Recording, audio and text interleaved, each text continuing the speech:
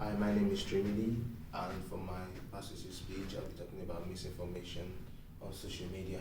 Before that, I would like to show my note cards.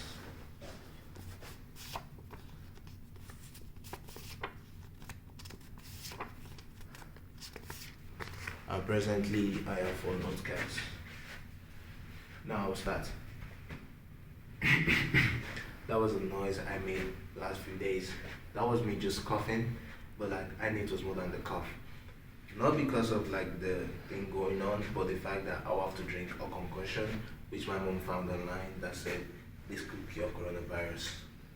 Now I already knew the concoction was a lie because I watched most of the CDC stuff that they talk about, and the concoction included turmeric, garlic, ginger, and boiled orange peels, and this wasn't the best. And with that, I believe that should be enough credibility for me as the speaker. Now let's go to the things I'm going to talk about today. The things I'm going to talk about today is misinformation on social media, and for that, I'll talk about 4 points. Firstly, why do people share wrong information on social media? Who are those who share wrong information on social media? The effect of sharing wrong stuff on social media, and lastly, how do we reduce the sharing on social media? Firstly, I'll quote Menza Filipino on the article he did on 28th of November 2016, which is misinformation on social media and technology savers. This said this talked about the way most Americans receive their information from social media. And for those who have received their information on social media have been liable to like falsehood, lies, and false things. Now let's go to the reason why people share it, like I said earlier. Firstly, ignorance. Most people don't really know they're doing something wrong. Like they're just doing it because they believe it's helping someone else. For instance, maybe seeing a drug like the coronavirus, which I said earlier. Like they're like, okay, this works. Why don't we just give it to our friend? Maybe it will work for him. Another is those that do it for fame. Most people just do it because of their political group. I'm like, okay, this will help boost the morale of our political group. Or they'll be like, okay, this will give me more likes or more followers. Maybe something like saying, yeah, I saw this type of thing at this moment, and I'll just give it to the whole world to see. The next thing we're going to go about is who are those who share false information on social media. And according to research by Andrew Guest, Jonathan Magrum, and Joshua, titled Prevalence and Predicators of Fake News and Dissemination on Facebook, which was done on the 1st of January 2019. This talked about how the old people are the ones that mostly share false information on social media, mostly from the age group of 65 upward. They tend to send false things on social media, not because they intentionally do it, but the fact that they are not like computer literate.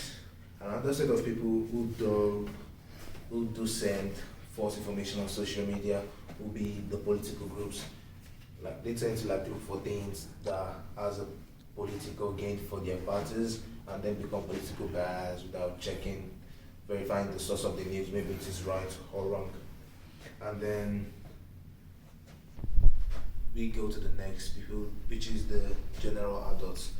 Like the general adults consist of the adults from like 21 upward, and then like parents especially, because parents tend to like send false informations, not because they intentionally also do it, but the fact that they're like, maybe let's kill my child. I saw this from my friend, I'm very sure it's gonna work.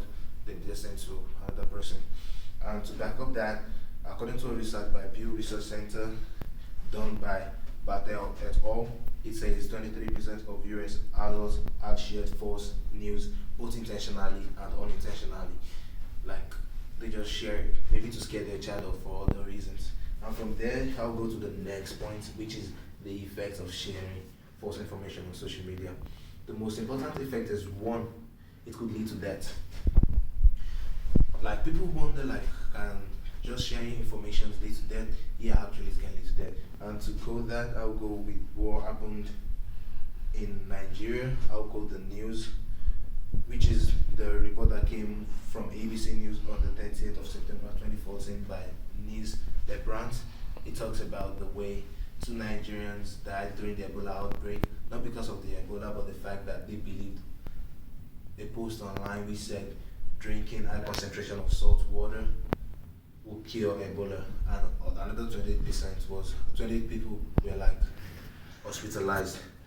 Another thing is people do get get in trouble because of it. Like when you're ignorant, instead of you to like get more information to like better yourself, you get the wrong information and then you go around spreading the wrong information, which could like get you in more trouble. And then another effect it had is it gives reasons to like do wrong things. And now that we've talked about that, we'll go to the next point, which is the way to reduce sending false information on social media. Like the way we could reduce false information on social media is one, we should try to verify our sources before sharing things around. We should try to know if this person knows what he's doing or is just doing it. Another thing is like try to like not look at the political group you're affiliated with. Just like do it because you're doing it right. Like don't get political affiliate, don't get political bias. And the third one is always like the companies involved in the social media to give more restricting terms and conditions for sharing messages. Like they have to have their stuff verified. And now let's go to the conclusion. Before we go to the conclusion, I'd like to review the things I said earlier on.